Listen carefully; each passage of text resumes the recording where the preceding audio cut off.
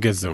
Gaza, ce blocus israélien inhumain, Gaza, les difficultés, et Gaza, la souffrance, mais Gaza, la volonté, Gaza, la vie, Gaza, la liberté, Gaza, le courage, Gaza, la détermination, Gaza, la dignité, Gaza, l'avenir, Gaza, la vie culturelle très riche, Gaza, les relations franco-palestiniennes et Gaza, l'espoir. Aujourd'hui, nous sommes le dimanche 14 février 2016. Il fait beau à Gaza. Au plaisir de vous retrouver en direct depuis Gaza avec votre émission hebdomadaire en français. Bonjour de Gaza la vie. Donc, malgré le blocus, l'enfermement, l'isolement, à Gaza, la vie continue. Et la vie culturelle en particulier continue avec des centres culturels qui proposent des activités culturelles dans tous les domaines. Et comme l'Institut français de Gaza, que malgré sa fermeture provisoire, continue à proposer des activités avec des partenaires locaux. Donc aujourd'hui, on va essayer de parler et d'évoquer les actions culturelles de la France proposées par l'Institut français de Gaza et le Consulat général de France à Jérusalem, dans la bande de Gaza, avec les partenaires locaux. J'ai le plaisir et l'honneur d'inviter dans le studio M. Anthony Bruno, le directeur de l'Institut français de Gaza. Bienvenue, M. Anthony Bruno. Merci, mon cher Ziad. Et avec moi, Stéphane Elat, donc chercheur, historien et attaché à l'Institut français de Proche-Orient et de SNRS. Et bienvenue dans le studio de jeune journaliste Stéphanie. Bonjour, donc voilà, aujourd'hui le thème, on a le plaisir et l'honneur d'inviter deux personnels de Consulat de France et de l'Institut français de Gaza qui sont venus ici pour parler des actions culturelles et de l'action en général de la France dans tout le domaine politique, économique, social. La France est un pays, donc c'est un grand soutien pour la cause palestinienne. Et les hommes politiques, le consul de France à Jérusalem et tout le personnel de consulat, et il confirme que Gaza n'est pas oublié dans le partenariat franco-palestinien. C'est pour cela on a invité les deux responsables pour parler justement des actions de la France dans la bande de Gaza. Donc on va commencer avec vous, Anthony Bruno. Vous êtes le directeur de l'Institut français de Gaza. L'Institut français de Gaza, donc c'est un institut, il était à certains moments le seul institut, seul centre culturel étranger ouvert à Gaza. Et malgré les difficultés, malgré les différentes offensives israéliennes, malgré le blocus et l'enfermement et l'isolement de la bande de Gaza, l'Institut français continue jusqu'à maintenant sa mission, malgré, comme je viens de dire, sa fermeture provisoire, mais il continue sa mission. Est-ce que vous pouvez nous dire un peu sur l'Institut français, ses activités, avant d'aborder donc ses activités actuelles? Je pense qu'il était créé, il était ouvert en 82, c'est ça, je ne sais pas, vous me corrigez. Est-ce que vous pouvez nous dire, donner aux éditeurs une idée sur les activités de l'Institut français, notamment dans la bande de Gaza? Comme vous l'indiquez, la France a commencé ses activités à Gaza, ses activités culturelles et éducatives avec des cours de français en 1982, donc ça fait déjà 35 ans quasiment. Et ces activités ont commencé en 1982 et se sont poursuivies à partir de 1989-1990 avec l'ouverture de l'Institut français qui à l'époque s'appelait le Centre culturel français. Donc la France est présente à Gaza avec un centre culturel, avec un institut culturel depuis maintenant plus de 25 ans. Et cet engagement reste complètement d'actualité puisque les centres culturels français qui sont devenus Institut français il y a quelques années sont présents à Gaza dans le cadre d'un réseau plus large qui est le réseau de l'Institut français à Jérusalem qui est le réseau des centres à Jérusalem et dans les territoires palestiniens, donc Jérusalem, Cisjordanie et Gaza. Cette présence est continue depuis 1990 avec l'ouverture du premier centre culturel qui est resté en fonction jusqu'en 2012, qui est l'année où les travaux du nouveau centre culturel qui a ouvert en 2013 se sont achevés. Cette présence se traduit par l'organisation d'événements culturels de toute nature, des concerts, des expositions, des conférences, des projections de films, d'une part, et puis évidemment l'offre de cours de français qui était à destination à la fois des étudiants qui cherchaient à renforcer leur capacité linguistique et puis de différents groupes professionnels ou étudiants qui cherchaient à apprendre le français, avec notamment la possibilité dans un deuxième temps de se rendre en France pour étudier, avec un programme de bourse, mais je reviendrai là-dessus un peu plus tard. Justement, l'Institut français de Gaza, comme je viens de dire, c'était le seul centre culturel étranger ouvert. Et ça, peut-être, c'est la particularité des centres culturels étrangers. Ils n'attiraient pas seulement les Palestiniens francophones, mais attiraient un public très large. Donc, comment vous expliquez ça? Donc, personnellement, en fréquentant les expositions artistiques, les événements donc culturels, quelquefois il y avait la fête de la francophonie, pièces de théâtre, quelquefois il y avait des soirées musicales et culturelles. Il y avait un public large. Est-ce que ça, c'est la particularité des activités, l'amour des Gazaouis pour la France? Comment vous expliquez-vous, comme directeur depuis 4-5 ans, vous êtes à Gaza et malgré toutes les difficultés, donc vous résistez, vous persistez avec nous, vous continuez vos activités et vos tâches culturelles. Comment vous expliquez cet attachement des Palestiniens de Gaza, malgré leur enfermement, malgré leur isolement, à la France représentée par l'Institut français et les activités culturelles notamment? C'est un point qui est extrêmement important et qui m'a particulièrement marqué la première fois que je suis venu à Gaza et que j'ai pu rencontrer le public du centre. Je pense que ça tient à une chose en particulier. Le rôle de l'Institut français ici, il est à la fois d'avoir cette programmation culturelle et évidemment l'enseignement de la langue, mais en ce qui concerne la programmation culturelle, c'est en partie la diffusion de la culture et des arts français ou de nature francophone auprès du public local. C'est une partie de notre mission, mais je dirais que c'est pas la seule et c'est même pas la principale, parce qu'en réalité dans une situation sous blocus où c'est extrêmement difficile de faire rentrer des artistes ou même de faire rentrer leurs œuvres et de les rendre disponibles, un des rôles principaux de l'Institut français dans ce contexte, c'est non seulement de faire la promotion et la diffusion de la culture française, mais c'est aussi et surtout d'apporter un soutien, une aide et des conseils aux créateurs locaux. Et dans ce sens, l'Institut français de Gaza, c'est l'un des seuls opérateurs culturels de la bande de Gaza ces dernières années. Donc assez naturellement, tout ce que Gaza compte d'artistes, de créateurs, d'intellectuels, de personnes impliquées dans la création artistique et culturelle, tend à nous rendre visite, à participer à notre programme. Et nous avons en permanence le doigt sur le pouls de la création culturelle à Gaza, et assez naturellement, parce qu'on a ce contact permanent, on peut jouer ce rôle de soutien et de conseil, parfois d'aide pour l'émergence de projets artistiques. Ce qui est assez gratifiant de mon point de vue, c'est qu'on n'est pas là pour être prescripteur et venir voir des artistes ou des groupes de créateurs en leur disant voilà, on va faire ça ou ça. On a plutôt un rôle, je dirais, de catalyseur et de facilitateur, dans le sens où la création est déjà extrêmement dynamique et extrêmement créative.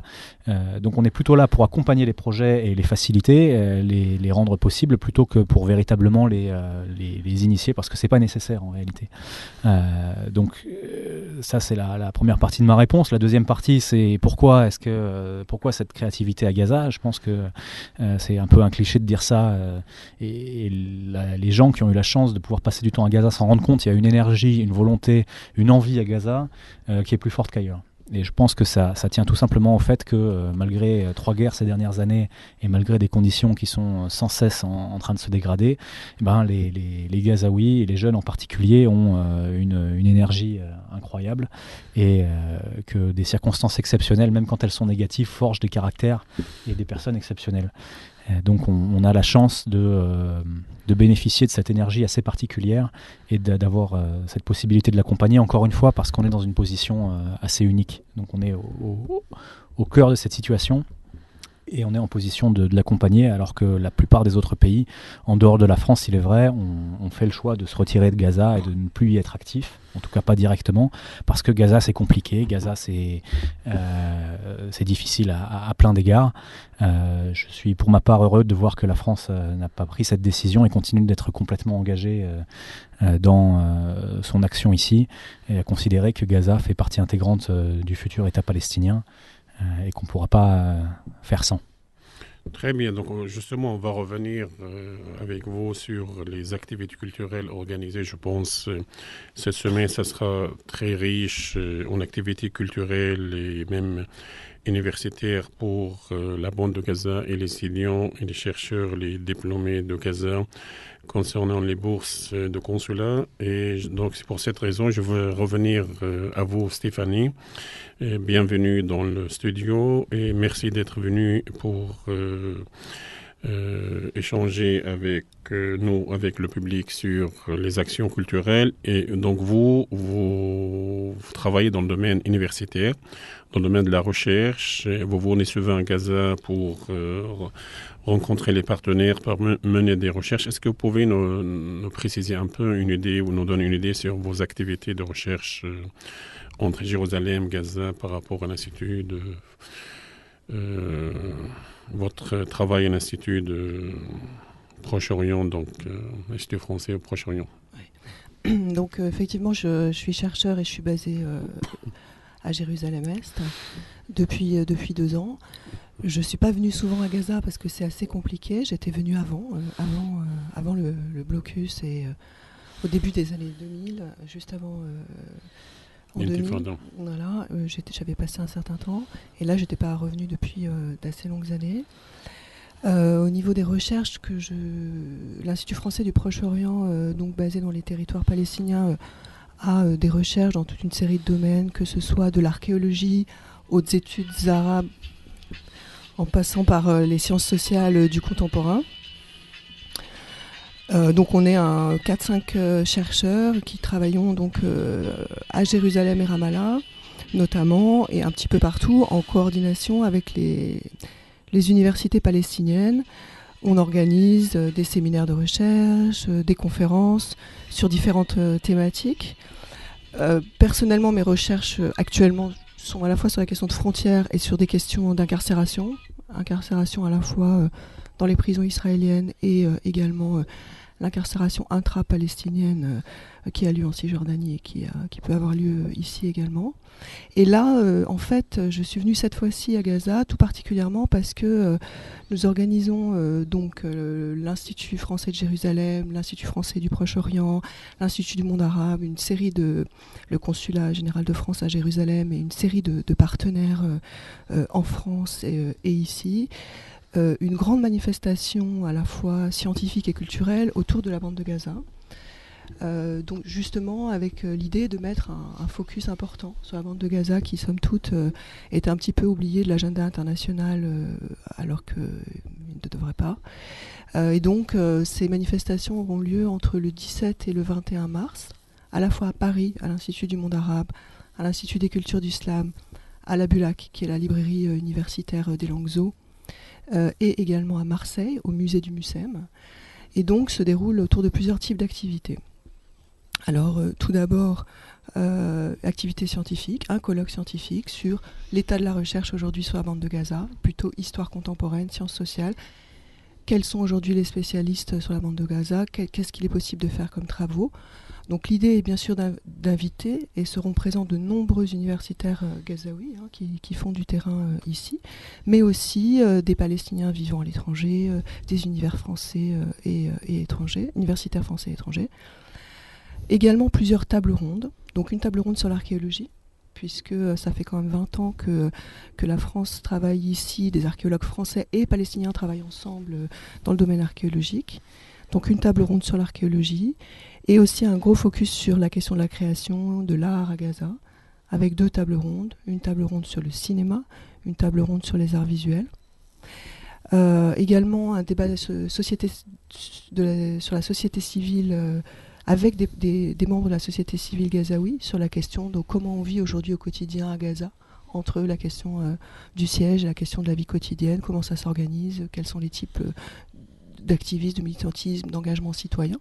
Donc là aussi, toute une série de personnalités gaziotes qui travaillent sur le thème des droits de l'homme, qui sont engagés dans divers secteurs, seront présents. Et enfin, alors bien sûr, avec aussi des activités culturelles, une exposition, l'exposition de photographie de l'artiste Nida Badouane, un concert, le Palestinian Unit, mais ça Anthony en parlera, une projection du fameux film de Arabe et Tarzan Nasser Dégradé, qui a été sélectionné à Cannes. Et enfin, au MUSEM à Marseille, également un colloque scientifique, mais là axé plus sur la question de la production artistique, c'est-à-dire un colloque qui réunit artistes et chercheurs sur la production artistique gazaoui, parce qu'en fait, l'idée de ces manifestations, ça a été un peu double, à la fois la question des sciences sociales, la question de la connaissance, du savoir sur la bande de Gaza, parce qu'effectivement, le blocus, c'est aussi un déficit de savoir et de connaissance, et donc ça pose un problème aussi même au niveau politique, parce que ça crée aussi une zone d'ombre, de méconnaissance d'une histoire pourtant extrêmement riche de la bande de Gaza, d'un côté. Et donc là, on parle effectivement aussi de tous les problèmes qui se posent, du blocus, de la question politique, etc. Mais également de montrer toute cette créativité dont parlait Anthony, c'est-à-dire la bande de Gaza aussi, pas que sous ses aspects, on va dire, un peu toujours liés à la guerre, au conflit, mais aussi tout ce qui se fait d'imaginatif, d'inspirant pour tout le monde dans la bande de Gaza. Et ça me semblait très important de tenir en fait ces deux pôles un peu pour parler de la bande de Gaza. C'est extrêmement important parce que contrairement à beaucoup d'endroits qui eux-mêmes peuvent être touchés par la guerre et par les situations politiques et humaines extrêmement difficiles un peu partout dans le monde, Gaza c'est quand même un des territoires les plus isolés, les plus coupés du monde qu'on connaisse, alors même qu'on est dans une région et dans un groupe de territoire qui connaît une présence extrêmement importante de journalistes, qui a beaucoup de couverture médiatique. Mais cette couverture médiatique, en réalité, permet assez rarement de creuser les situations et d'explorer la réalité des choses au-delà du choc et du côté un peu spectaculaire des conflits à répétition, des massacres, des guerres, etc. Alors que ce qu'on voit quand on vit ici et quand on travaille ici, c'est à quel point, comme le disait Stéphanie, il y a toute une énergie créative de la société civile, des artistes, des chercheurs. Il y a énormément de thèmes à explorer comme ça. Et l'objectif de Gaza Inédite, donc c'est le titre de cet événement scientifique et culturel qui est organisé en France au mois de mars, c'est de présenter Gaza sous un autre jour et puis de remettre un coup de projecteur sur Gaza, alors qu'un an et demi après la guerre de 2014, malheureusement, très peu de choses ont avancé et une information chasse l'autre. On pense plus beaucoup à Gaza maintenant, alors même que les problèmes restent entiers. Donc c'est à la fois l'occasion de parler de thèmes de fond qui, comme le disait Stéphanie, sont souvent inabordés parce que difficiles d'abord du fait du manque de connaissances, du déficit de connaissances sur ces sujets-là, et puis présenter également des créateurs, des travaux qu'on n'attend pas forcément sur Gaza, où le conflit, la guerre, l'occupation, l'enfermement sont présents, mais peut-être pas forcément d'une manière brute et évidente, d'une manière un peu plus subtile. Donc c'est le cas de l'exposition de Nida Badouane, qui est une jeune femme qui s'était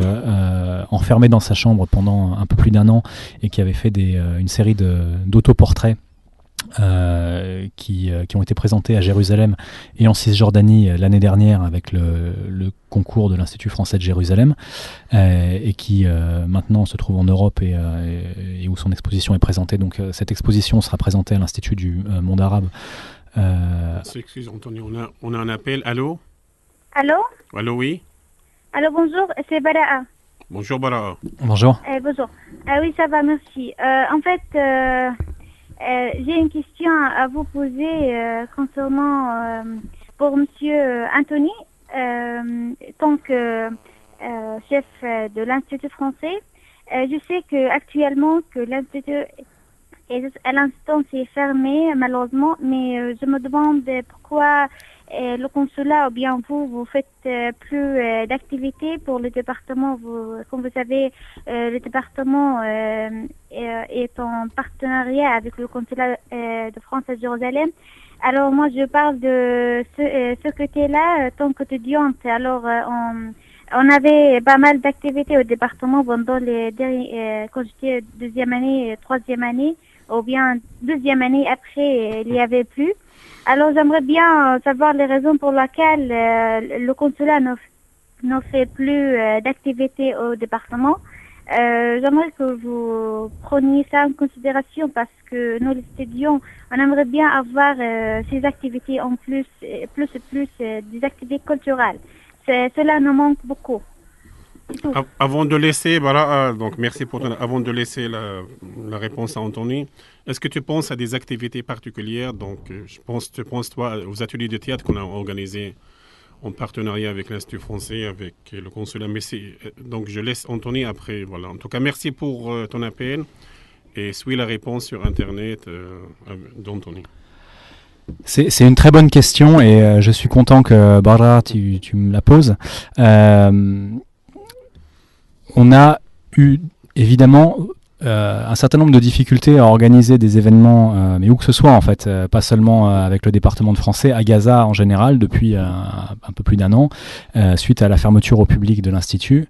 Depuis le mois d'octobre, on reprend une programmation culturelle régulière, donc qui se passe pas directement à l'Institut français, mais qui a lieu hors les murs. Donc j'en profite d'ailleurs pour vous inviter le vernissage d'une exposition qui aura lieu demain d'un photographe français qui s'appelle Manolo Milonas, qui a fait toute une série de photographies sur la banlieue parisienne, un travail qui s'appelle Tous les jours dimanche, qui a été présenté, qui a été primé en France en 2014, fin 2014, et qui a été présenté dans différents endroits dans le monde. Donc l'exposition tourne actuellement dans le réseau des centres de l'Institut français de Jérusalem et sera à Gaza à partir de demain à la galerie Shababik dans le quartier Les Rimal. Donc je vous invite à venir puisque le photographe sera là. Il devait être là avec nous aujourd'hui. Finalement, il a un peu de retard, mais voilà, je vais voir si c'est possible éventuellement qu'il passe au département de français. On va en parler avec Ziad. Pour répondre plus directement à ta question, la difficulté, c'est que ça a été difficile pour nous pendant un peu plus d'un an d'organiser quoi que ce soit à Gaza. Maintenant, on y arrive avec un peu plus de facilité, mais c'est toujours difficile de faire rentrer des intervenants. Et généralement, sur des activités francophones et en langue française, c'est important de pouvoir faire venir des gens. Donc, on fait en sorte de pouvoir reprendre ce type d'activité. Pour l'instant, on a commencé avec des choses qui sont plus légères à organiser, des expositions, des projections de films. D'ailleurs, on va avoir un petit programme pour le mois de la francophonie. J'en dirai quelques mots tout à l'heure. Mais en tout cas, ce qui est important, c'est qu'effectivement, on a évidemment conscience que la programmation était moins riche depuis un an, mais les choses reprennent leur cours. Et le département de français, les activités en français sont une priorité. Après, pour répondre plus spécifiquement à la question sur les ateliers de théâtre, donc je rappelle un peu le contexte. On a un dramaturge, écrivain et un directeur d'un théâtre suisse qui sont venus à Gaza, c'était en 2014, oui. Quelques mois avant la guerre, avril 2014, oui. qui sont venus pour organiser des ateliers donc, qui ont duré une quinzaine de jours et qui ont eu beaucoup de succès et qui ont permis à 2 étudiantes ensuite de quitter Gaza et de se rendre pendant une semaine en France et en Suisse pour des ateliers de théâtre et différentes activités. Il faut bien voir une chose, c'est que ce sont des projets qui sont à la fois extrêmement difficiles à monter, parce que c'est toujours difficile d'obtenir des permis pour que des étrangers, des personnes venues de l'extérieur puissent se rendre à Gaza, d'une part, et puis d'autre part, c'est aussi des projets qui dépendent énormément du bon vouloir et de la motivation des gens qui les organisent. Donc nous, on peut les accompagner, mais on peut difficilement les initier. Dans ce cas-là, dans le cas des intervenants qui sont venus il y a bientôt 2 ans, il y avait une énorme volonté de leur part de venir à Gaza, et c'est le cas évidemment de beaucoup de monde. Et nous, à chaque fois qu'on peut l'accompagner, on le fait. Et j'espère que prochainement, on aura la possibilité de faire venir des intervenants pour une conférence ou pour des activités, des ateliers avec le département de français. En tout cas, le développement de la langue française et son accompagnement l'enseignement à Gaza, ça reste une priorité à la fois de l'Institut français de Jérusalem, de son antenne à Gaza et du Consulat général de France à Jérusalem. Donc, n'hésitez pas à nous faire part de ces choses-là. Et nous, évidemment, on continue à l'accompagner, même si, voilà, comme vous l'avez remarqué, ça a été évidemment plus difficile depuis un an. Non, merci beaucoup pour ces précisions. Donc, Anthony, Stéphanie, c'est important que la France, jusqu'à maintenant, garde une place très importante, notamment au niveau de la langue française, la francophonie et les activités culturelles. Et donc, on va parler après au niveau de relations, partenariats entre le département de français et l'Institut français de Gaza et le Conseil général, parce que on garde jusqu'à maintenant une bonne relation grâce à la compréhension et la coopération entre le consulat et l'Institut. On a fait pas mal d'activités, Anthony. Donc tu as amené beaucoup de chercheurs, beaucoup de visiteurs, beaucoup de photographes au département, soit à l'Institut français avec les ateliers théâtre. On a organisé depuis votre venue en 2012 à Gaza, donc plein d'activités, soit au département, soit à l'Institut français de Gaza, et le consulat, il soutient toujours le département par des visites et jusqu'à maintenant, ça montre un peu la volonté de la France de continuer à soutenir le département, l'unique département pédagogique dans les universités de Gaza. Donc ça, c'est important. Mais je pense que la question de Bara est légitime parce que comme étudiante, quand il est venu au département en 2012, il a vu qu'il y avait plein de projets de coopération, des ateliers de théâtre. En dehors des ateliers, il y avait les activités, soit à l'Institut français, soit au département de français avec des visites, soit de vous, soit de consulat, soit des artistes. Donc ça, c'est un élément très important. On va parler, donc tu as beaucoup annoncé des activités, toi et Stéphanie, sur les prochaines activités. Demain, donc, il y aura une exposition d'un photographe français qui devait venir avec nous, mais peut-être elle va rentrer demain pour l'exposition à Chababik à côté de l'Mina. Donc il y a encore la fête de la francophonie, la journée de la francophonie, et ça c'est important. Il y a, Stéphanie, il a annoncé avec vous les tables rondes et le focus sur Gaza à l'Institut du monde arabe et à Marseille entre le 17 et le 21 mars. Nous avons notre appel. Allô? Allô? Oui? Oui, c'est Hoda Subiat. Hoda Sadi. Tu parles de Genève, de Paris ou de Gaza? Non, de Genève. Genève, non, de Gaza. Très bien. Bonjour Houda. Bonjour Anthony, bonjour Stéphanie. Je suis d'abord Hoda Sadi, je suis diplômée. Tu suis l'émission? Oui, j'organise ici des ateliers de théâtre entre notre département et la France. On espère que cela avancera un peu. Donc, le consulat, il a organisé des théâtres, et nous, le département, et toi, oui. Tu as voyagé, tu as profité, donc, c'est ça? Oui, oui. Nous, on organise, et toi et Rada, vous voyagez, voilà, et nous, qu'est-ce qu'on gagne de tout cela, moi, Anthony? Toi, tu voyages, tu as vu la Suisse, la France, TGV, Monsieur Hervé, Kassemi. On t'écoute, est-ce que tu as une chose à dire, une question à dire? Oui.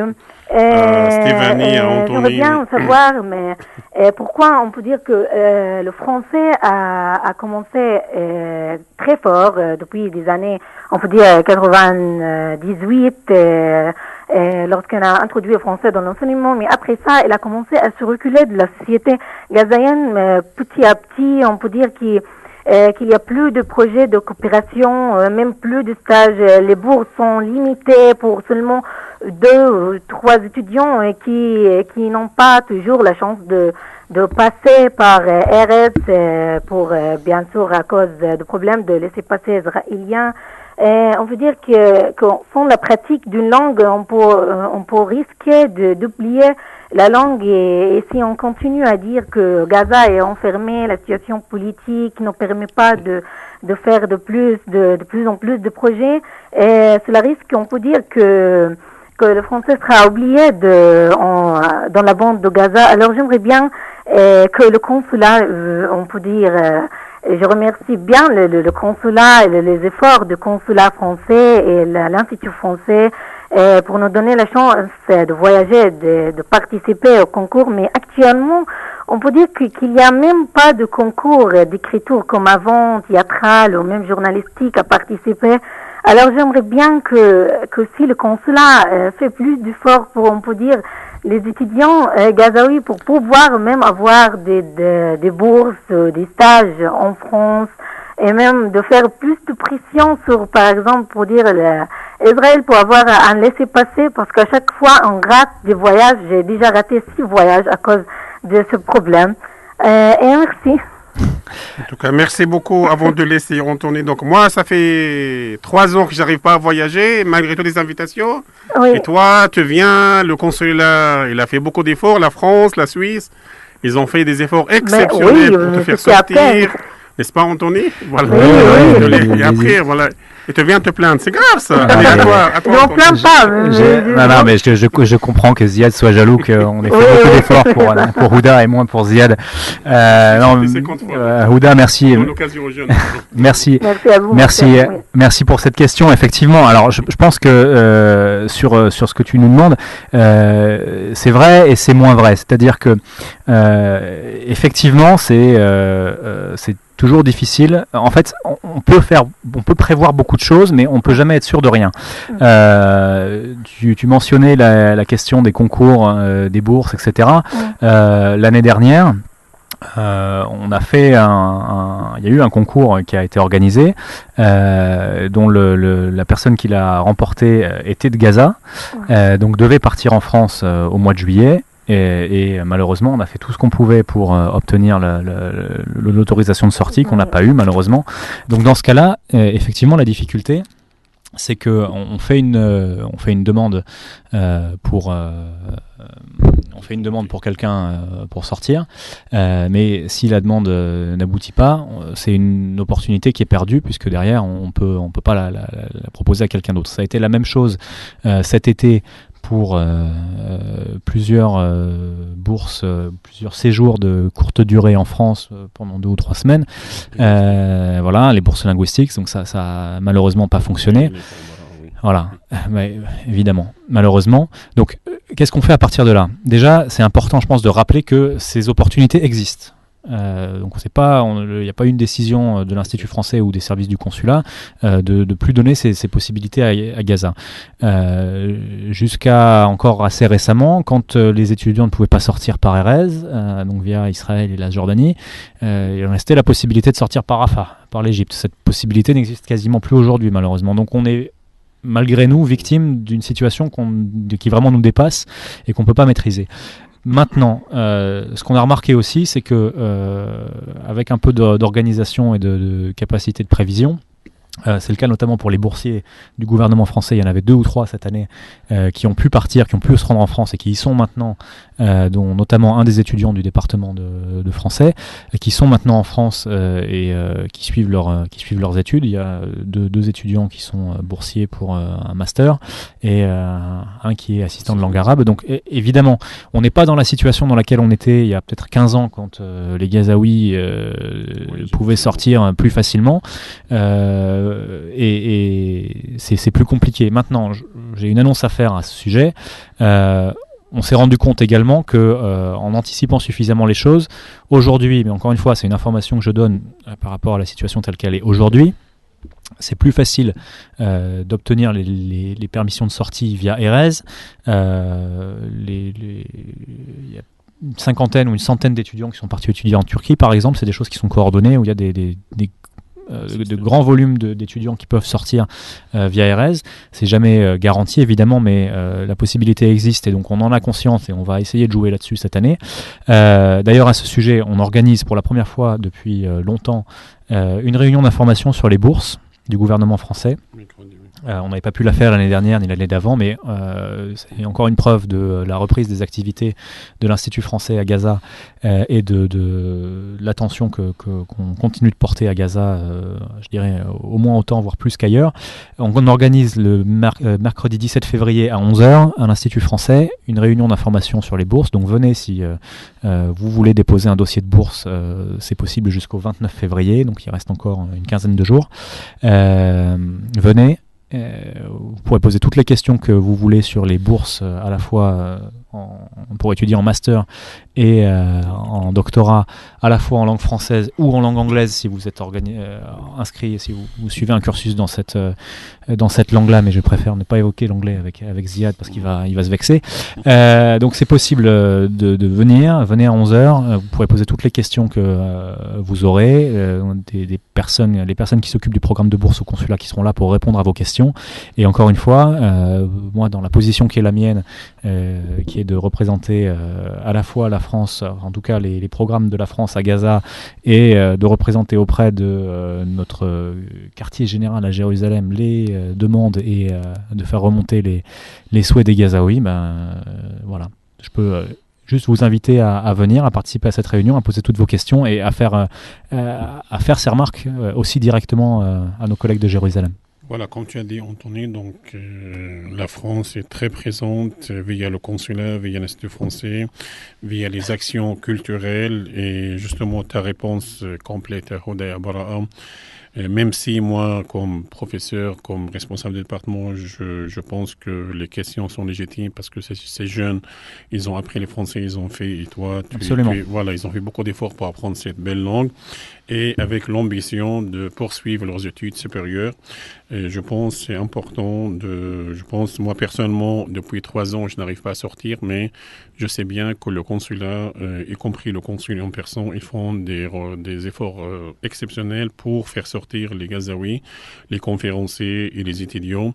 Malheureusement, depuis 3 ans, donc, on a beaucoup d'étudiants qui ont gagné des concours, qui ont eu des stages linguistiques et des bourses, et soit des postes d'assistant d'arabe, ils n'ont pas, mais j'espère que il y a un peu d'espoir avec la partie, donc le départ de 3 ou 4 jeunes de Gaza qu'ils ont réussi via le consulat de partir soit pour des bourses, soit pour des stages. Nous avons notre appel. Allô? Allô, bonjour monsieur Oui. Ziad. Bonjour. Oui, bonjour, c'est Sarah. Oui. Je suis en 2e année. Sarah qui? Français. Sarah Bonada. Sarah Bonada, oui. Étudiante au département? Oui. En quelle année? 2e année. D'accord. On t'écoute, Sarah. Je vais poser une question. Monsieur Anthony, oui, parce qu'on représente la France, donc vous pouvez poser toute la question aujourd'hui. Allez-y. Oui. Profitez-en, je suis là. Mais les bourses et les permis, ils ne sont pas dans sa poche, d'accord? Allez, on t'écoute, Sarah. Concernant les examens de DELF, ça sera quand? Vous avez pas lancé les dates des examens de DELF? Alors effectivement, c'est une bonne question. Les examens de DELF, les inscriptions ont commencé. Concernant les dates, on est encore en train d'en discuter en interne de notre côté et on vous fera passer cette information via le département de français et les autres institutions avec lesquelles on travaille très rapidement. C'est pas encore fixé, mais ça va l'être très bientôt. Et en général, les dates c'est au début du printemps, donc ce sera probablement en avril pour ce qui est du DELF scolaire et fin mai, début juin pour ce qui est du DELF tout public. Voilà. Merci Sarah, c'est ta seule question, Sarah? Non, il y a une deuxième question, mais je sais pas si vous avez parlé de ça parce que j'ai pas d'internet ici chez moi. Oui. Concernant les activités avec notre département de français. Oui. Oui, il a déjà répondu, oui. Oui, mais j'ai entendu pas parce que j'ai pas internet. Alors je vais répéter ce que je disais tout à l'heure, qui est que une des étudiantes du département de français me faisait remarquer que il y a quelques années, il y avait beaucoup plus d'activités en français en lien avec le département que maintenant. Alors, c'est effectivement le cas parce que il y a quelques années, on était dans une situation qui nous permettait d'organiser beaucoup plus de choses. Depuis 1 an et la fermeture provisoire de l'Institut depuis fin 2014, ça a été extrêmement difficile pour nous d'organiser quoi que ce soit à Gaza à l'Institut ou même à l'extérieur de l'Institut. C'était même difficile de faire venir des intervenants. Maintenant, c'est un peu plus facile. Et donc la reprise de ces activités, notamment la reprise des activités en français et des choses qu'on fait avec le département, c'est une de nos priorités. Je vais même vous faire une petite révélation, c'est qu'on avait prévu au départ d'essayer de faire une conférence avec Stéphanie qui est présente ici. Ça n'a pas été possible parce qu'on a dû modifier les dates au dernier moment. Enfin voilà, mais en tout cas, on a l'intention de le faire. On va le faire assez rapidement. On a les événements de la francophonie qui commencent là dès le mois de mars. Oui. Donc c'est dans notre programme, c'est dans nos intentions et voilà. Donc ça va se faire, ça va venir et on y travaille. Oui, en tout cas, merci beaucoup Sarah merci beaucoup pour ton appel, Sarah. Merci Sarah. Merci Sarah. Donc voilà, justement, par rapport aux activités, je pense le mois de décembre, Anthony, tu étais au département. Quand on a distribué pour le lauréat de concours avec Yann Desmailles, il était via Skype de Paris. Donc ça montre un peu la volonté de l'Institut français de poursuivre ses activités avec le département de français. Et voilà, c'est important de garder le contact avec la langue française, avec les francophones. Je reviens à vous, Stéphanie. Vous avez évoqué donc l'événement sur Gaza, mais j'aimerais bien, voilà, peut-être on aura l'occasion à vous inviter, comme il a dit Anthony, donc au département pour rencontrer les étudiants. C'est important de connaître vos activités de recherche, activités scientifiques, c'est important. Avec cette visite, est-ce que vous pouvez nous dire vos impressions sur le travail de part des chercheurs universitaires rencontrés à Gaza? Donc voilà, est-ce qu'il y a des projets donc en cours avec l'AFPO? Donc je pense justement avant de vous céder la parole, je vous rappelle que au début du mois de février, pour montrer que Gaza il n'est pas oublié d'une part et que Gaza il y a beaucoup d'activités artistiques, il y avait un colloque très important. Donc c'était organisé justement entre le consulat, l'université de Bethléem et l'AFPO à Jérusalem, à Bethléem, l'université de Bethléem, entre le 2 et le 5 février. Et personnellement, moi, j'ai fait une intervention sur le théâtre francophone à Gaza, mais il y avait 3 collègues palestiniens de Gaza qui ont fait de communication. Et justement, je tiens à remercier Anthony pour la disposition qu'il a faite à l'Institut français pendant 2 jours, mercredi et jeudi 5 et 6 février, pour permettre cet échange entre le Skype, entre Bethléem et Gaza, donc avec le personnel de l'Institut français, qu'ils ont disposé tout le matériel pour permettre cet échange, parce qu'on n'a pas eu l'autorisation, justement, parce qu'il y a toujours des difficultés de sortir de Gaza, pas seulement en France, mais pour l'autre côté de la Palestine et en l'occurrence la Cisjordanie. Ça montre un peu que Gaza, il n'est pas oublié, donc Gaza, elle était intégrée dans le programme. Et deuxième chose, que voilà, il y a une création artistique. Est-ce que vous pouvez nous parler un peu, d'ajouter un peu sur ce que vous avez dit sur vos rencontres avec les chercheurs et les universitaires, et s'il y a des projets pour vous comme chercheurs, comme historiens, avec des partenaires locaux dans les universités de Gaza? Alors bon, déjà je viens d'arriver aujourd'hui à 1h, donc les rencontres avec les universitaires sont prévues pour les 3-4 jours à venir, mais je vais quand même vous répondre un peu plus sur le fond. Déjà, pour l'organisation du colloque de cet événement Gaza Inédite en mars, donc une des conditions premières, évidemment, c'était qu'il y ait le maximum de personnes, à la fois universitaires, artistes, acteurs de la société civile présents. Donc il y a plus d'une vingtaine de Gazaouis qui, on l'espère, vont sortir. En tout cas, c'est ce qui est prévu. Donc avec vraiment l'idée de dynamiser justement les relations, notamment universitaires, avec la bande de Gaza. Il y a effectivement des universitaires ici qui font du travail intéressant et avec lequel on a très très envie de travailler. On a fait plusieurs colloques en Cisjordanie. Donc vous mentionniez le dernier qui a eu lieu à Bethléem au début du mois de février. François Abou Salem, oui. Voilà, le colloque François Abou Salem sur le théâtre. Mais on a fait en décembre une journée sur des questions d'économie de la résistance, économie locale, développement durable à l'université de Naplouse. On a fait l'année précédente quelque chose sur des questions locales, globales en Palestine, dans laquelle Anaplouz, toujours Anne-Najjar, sont intervenus aussi des collègues gaziotes. Là, en l'occurrence, c'était 2 artistes, Mohamed Aboussal et Mohamed Moussallam, sur des questions d'environnement notamment. Et précédemment, l'année encore d'avant, en 2013, un colloque sur la jeunesse, au sein duquel sont ainsi intervenus 2 collègues gaziotes. Donc en fait, le problème, c'est qu'à chaque fois, on s'est souvent heurté quand même, il faut le dire, avec le fait que les personnes ne parvenaient pas à sortir, et donc avec des mécanismes par Skype, etc., qui fonctionnent, mais qui sont quand même un peu frustrants à tout point de vue pour dynamiser les échanges. C'est pas toujours simple. En plus, on avait quand même des difficultés, nous, en tout cas, en tant qu'universitaires, à se rendre ici à Gaza. Ça se remet un peu en place. Donc, il faut savoir qu'à la fois les collègues... Après, on a des collègues palestiniens qui vivent en Cisjordanie, mais qui sont de Gaza, comme Abaer El-Saka, qui est associé à l'IFPO, et qui est de Gaza et qui prépare un livre sur l'histoire de la ville, là, en ce moment. Donc, en fait, nous, il y a ce gros projet Gaza Inédite à Paris, et ensuite, nous, en fait, en tant qu'universitaires, on est à chaque fois... On essaye évidemment de toujours être en dialogue avec nos collègues à Gaza, mais c'est vrai que c'est difficile de rétablir les créneaux qui nous permettent de faire ça. Donc l'idée de venir ici, c'est aussi ça. Moi, je suis vraiment très contente de pouvoir rencontrer un certain nombre de collègues et faire des conférences également ici et pouvoir échanger. Merci, nous avons notre appel. Allô ? Oui, allô ? Allô ? Oui ? Oui ? Qui est à l'appareil ? C'est Hervé, bonjour. Bonjour Hervé. Oh là là. Tu parles de Gaza, oh là là.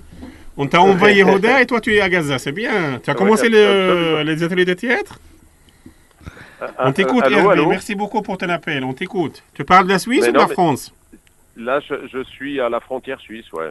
Très bien, la Comédie de Genève. Voltaire.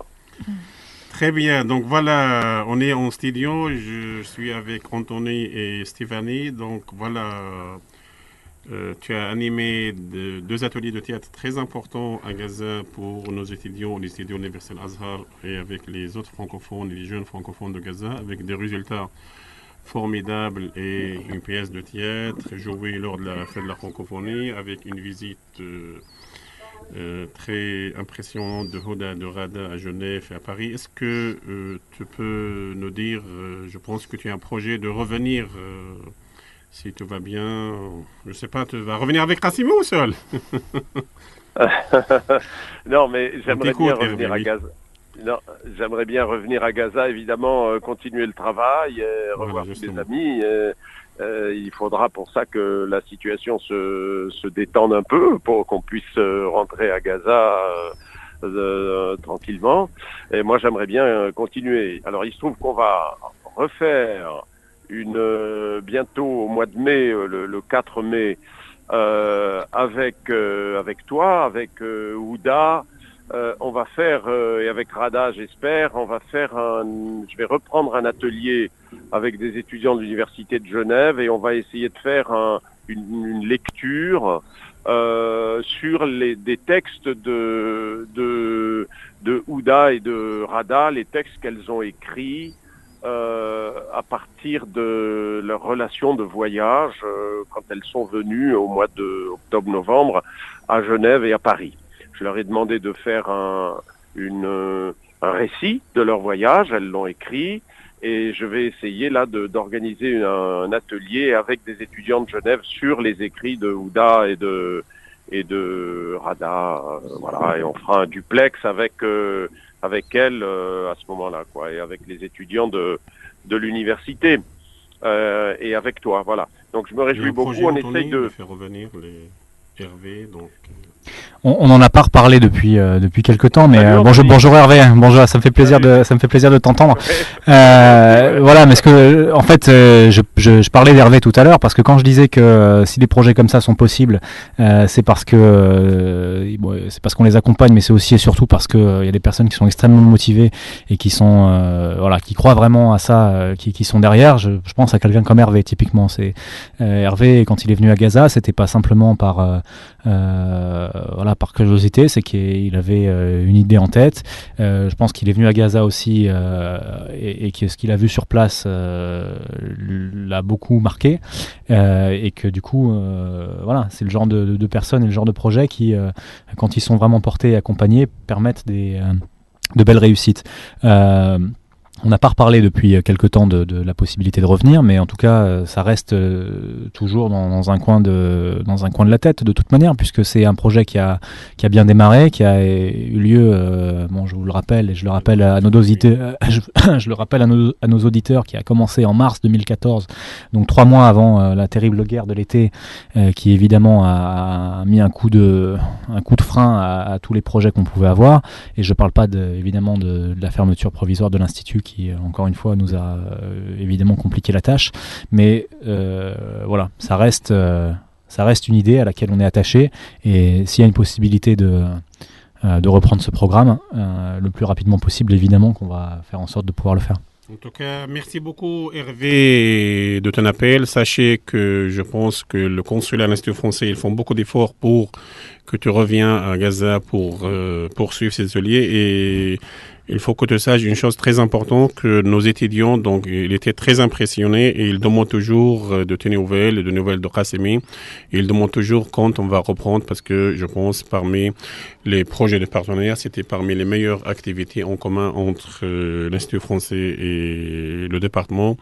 Et surtout qu'il y avait des résultats très concrets, pas seulement au niveau de voyage, mais surtout la poursuite des ateliers, même via Skype, et que Hoda, maintenant, il est en train il a un projet peut-être de revenir en France pour faire son master dans le domaine de théâtre, et il suit avec les étudiants de première année des ateliers de théâtre. Ça montre un peu que les ateliers de théâtre pourront aider, comme il a dit Stéphanie, donner la créativité à Gaza, donc peut participer à sortir Gaza de son isolement. Donc voilà, ils m'ont dit qu'il y a 2 surprises à la fin de l'émission. Donc voilà, à la fin de cette émission, on va laisser on a beaucoup de choses. Donc Stéphanie et Anthony sont en train d'aborder des sujets très importants, notamment pour l'avenir de la bande de Gaza, la place de la langue française, et vraiment vous êtes en train de donner un peu d'espoir pour les jeunes, notamment les jeunes francophones, avec les activités de la reprise des activités de l'Institut français, soit à l'intérieur de l'Institut, soit en dehors avec les partenaires, soit le département, soit les artistes, soit les autres partenaires à Gaza. Et comme il a dit Anthony et Stéphanie, il y a une activité très importante Gaza inédite le mois de mars à l'Institut du monde arabe à Marseille. Et il y aura d'autres activités. Il y a demain le photographe français à Chababik. Il y a mercredi à 11h. À 16h. Demain à 16h à Chababik. Oui, et mercredi 17h à l'Institut français, une réunion avec les responsables des bourses et les responsables de la coopération universitaire. Si je peux dire juste un mot à ce sujet, voilà, si vous avez le projet de déposer une demande de bourse, venez. Si vous n'avez pas forcément ce projet, mais que vous êtes simplement intéressé par la question, venez aussi. Vous n'avez pas besoin de déposer un projet pour être intéressé par cette réunion. Donc voilà, on est arrivé à la fin. Donc un dernier mot, Stéphanie, on voulait rester longtemps. On a un autre appel, allô? Allô? Bonjour à tous. Bonjour. Bonjour. C'est Mohamed, je suis Mohamed du département de français. Mohamed qui? On a beaucoup de Mohamed dans le département. Je suis l'un de la 12e année. Mohamed qui? Mohamed Abou Sarrar. Mohamed Abou Sarrar. Ah, tu habites à Moussaïrat, c'est ça? Oui, c'est ça. J'étais déjà allé. Rapidement, si tu as une question, une intervention à dire à Stéphanie, Anthony, Mohamed, parce qu'on est arrivé à la fin de l'émission. Je voudrais demander à votre invité, Monsieur Bruno, est-ce qu'il y a des activités, est-ce qu'il y aura des activités en collaboration avec le département de français? Une dernière question concernant l'inscription des examens de DELF. Quand commenceront-ils quand il va commencer l'inscription? Alors sur la question des activités, je crois qu'on en a déjà parlé, je ne vais pas revenir là-dessus. Sur la question des inscriptions au DELF, elles sont ouvertes sur l'ensemble du réseau. En ce qui concerne Gaza, voilà, ça va être très rapide et on va vous faire passer ces informations très prochainement. Mais voilà, ça va être très rapide. En tout cas, merci pour l'appel, Mohamed. Voilà, donc, voilà pour le DEL. Voilà, donc je pense que l'Institut français et le consulat vont nous envoyer le programme et nous on va afficher comme chaque année. Et pour la passation, ça sera fin mai, début juin, mais les inscriptions, ça sera le mois de février. Je pense qu'on va afficher ça peut-être cette semaine ou la semaine prochaine. Donc vos derniers mots, Stéphanie et Anthony. On va commencer par Stéphanie. On commence par les dames d'abord.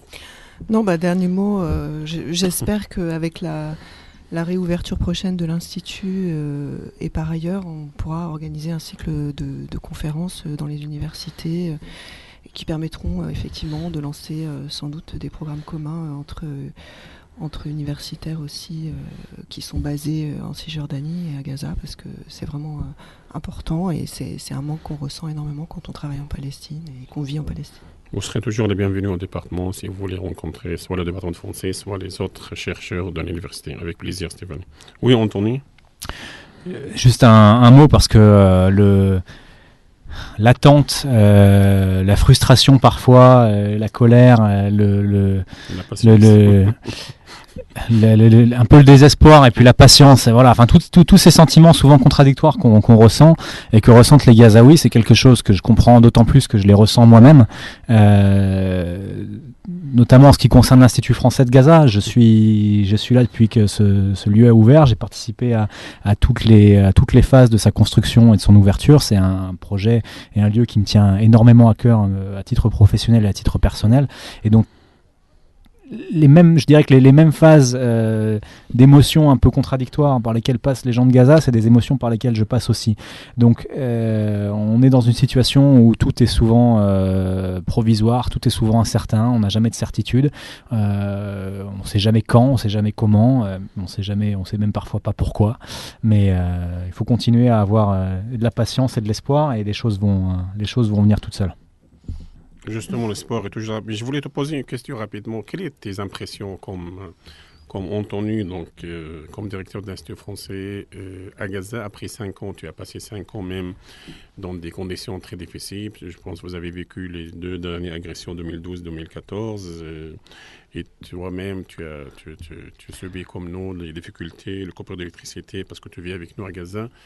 Tes impressions rapidement à la fin de cette émission. Je voudrais pas donner l'impression que je subis le même sort que les gens qui vivent à Gaza, parce que contrairement à 95% voire plus des gens qui vivent à Gaza, moi j'ai la possibilité de sortir quand je souhaite sortir. C'est même plutôt l'inverse. Mais tu souffres de coupure d'électricité. Absolument, non, mais ça, voilà, ça c'est. Quand il y a un bombardement, donc voilà, tu entends la voix des bombes, voilà. Non, mais voilà, disons que voilà, j'ai pas la prétention de vivre ce que vivent la plupart des Gazaouis, mais en tout cas, c'est des choses que j'ai partagées.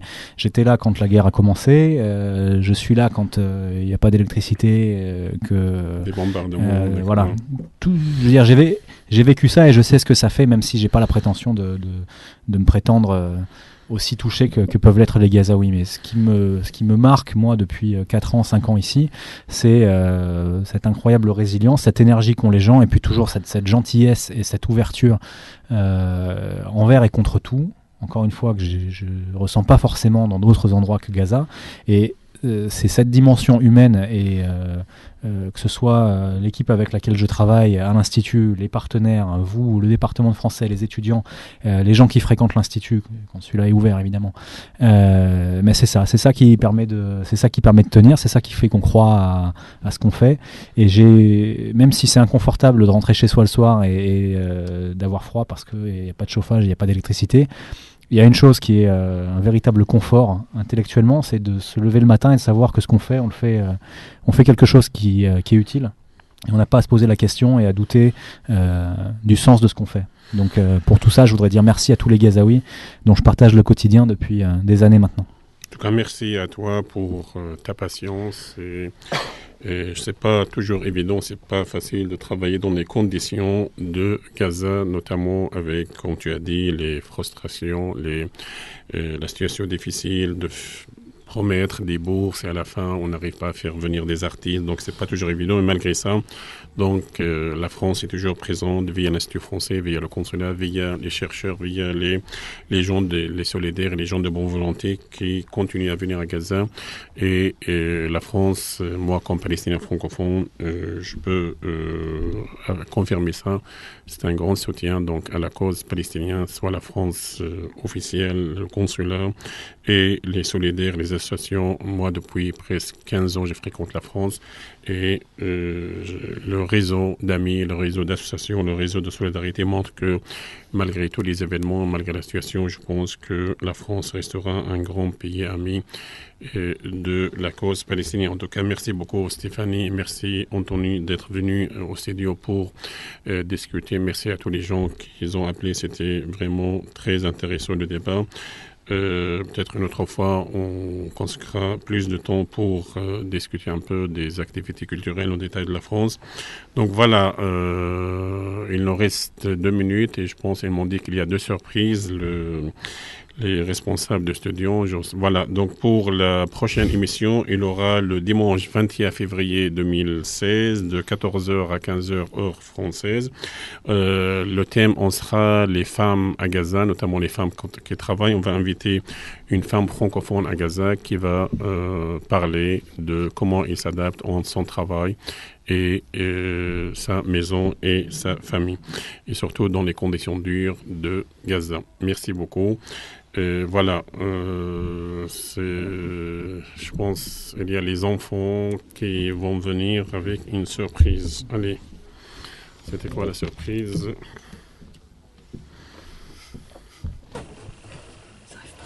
يلا احمد يلا سلمي يلا روح سلمي Bonjour.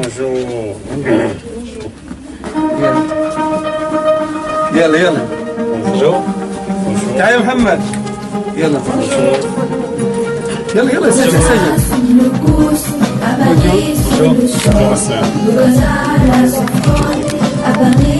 يلا سجل الأغنية يا مسيو الأغنية Voilà, ça c'est une chanson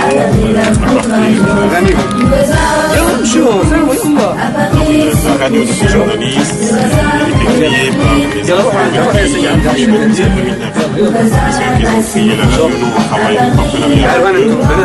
Et suite aux attentats de 13 novembre 2015, moi j'ai composé un poème de Gaza à Paris, un poème et eux qui sont transformés en chanson. Donc voilà, ça c'est... Merci beaucoup. ايوه خلي حط ايديك صوروا ايوه خذهم كلهم ايوه اعطي تعال يكون على الشكل الثانيه من غزه المعزوله الى باريس الشجاعه من غزه المدمره الى باريس مدينه النور من غزه المعزوله الى باريس الشجاعه من غزه المدمره الى باريس مدينه بعدين لا في كونتينيو أجازا لا في كونتينيو أبدي لا في كونتينيو أجازا لا في كونتينيو أبدي ما جيتو أميتيو جازا أميتيو جازا Kumba sereto kumba aratus khula illa le combat c'est les trop combats à tous contre la haine la barbarie la terrorisme c'est les trop combats à tous pour la liberté pour l'amour pour la fraternité pour la paix.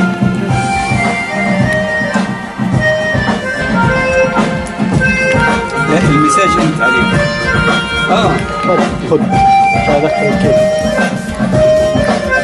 هذه حصريا لهم L'exclusivité, donc c'est حصريا ça. Elle vient de sortir. ان شاء الله Très bien. Merci. كمل حط Ça, c'est la deuxième surprise. الآن الثاني هات يلا هات هات البطو المسيو عنده عيد ميلاد اليوم نفاجئوا هذا جيب لنا التطير C'est le 18. جيبوا لنا ايوه جي روح جيب Mais c'est le 18. البلالين avec un peu d'avance. C'est bien. يعني مناسبتين جيدات تعطيها يلا تعالي يلا. Tout à l'heure, on a fait monter les 6 étages de la tour Aziad à pied. On va voir s'il a encore, du souffle. On va voir s'il a encore du souffle pour souffler ses bougies. C'est bien. ان شاء الله ايوه هيك يلا هابي بيرث تو يو تحطها ولا تحط فرنسي؟ الفرنسي هي ولا هابي بيرث تو يو هي عالميه. جويز انيفرسير. موجود يا احمد الاغنيه؟ هذه سمع عشان سلام خدي. Je leur dis merci beaucoup Ahmed, je suis très ému. À la salle et toute l'équipe de radio. بحكي لك استاذ غسان انه يعني كثير شكرا كثير انه كثير تاثر يعني. شكرا يعني هي مناسبتين جيدات الاغنيه وتزامن المسيو زياد يعني. Donc il y a deux occasions, la chanson dédiée à la France et l'anniversaire de Monsieur Ziyad. C'est bien. احمد صورنا صوره كل مره. On va manger ici ou je vais apporter la maison avec moi? لا pour ma femme pour la Saint-Valentin. يلا بدك تنفخها ولا بلاش؟ نطفي الضوء ولا ايش رايك؟ نطفي الضوء احمد ولا ايش؟ ايوه يلا يلا Joyeux anniversaire. يلا واحد صور يلا واحد دو اي كمل احنا بنقول لك ايه يلا زكوا On va descendre à pied. Merci beaucoup. اضوي يا محمد اضوي محمد اضوي عشان الكاميرا عشان اضوي يا احمد. شكرا جزيلا. ممكن تختم انت نعرج انه الفيديو كليب ان شاء الله حيكون بعد اسبوع. بتعرف بعد اسبوع ان شاء الله فيديو كليب، واذا كان موجود في كادو صغير مع الاطفال كلهم بلبس حلو مع العلم الفرنسي والعلم الفلسطيني ويسلموك الكادو الصغير عشان ينحط في الفيديو وينتشر هذا الفيديو ان شاء الله. الاغنيه ان شاء الله دو غازا à Paris. صح؟ De Gaza la vie à Paris la vie. سنة مساج يلا قوليهم الأربعة. Message de tolérance, message de soutien, message de compassion, message de sympathie. Excellent, très bien, bravo. Merci beaucoup. Ok, thank you. Merci. Quand elle sera prête la vidéo officiellement? ايش؟ اسبوع ان شاء الله رب العالمين. Tu fixes rendez-vous, tu vas là-bas. هذه بس يعني حصريا له صوت. هذه صوت. اما الفيديو ان شاء الله اسبوع فقط يعني هنا بنجهز فيه ان شاء الله. وهذه الجزء هذه حنحطها في الفيديو. هذه اللقطات المشاهد اللي اليوم المشاهد الحصريه معاكم الشنطيه يعني ونتشرف بنا ان شاء الله. والمره برضو يلا يعطيكم العافيه. يلا بنات. Merci. شكرا جزيلا.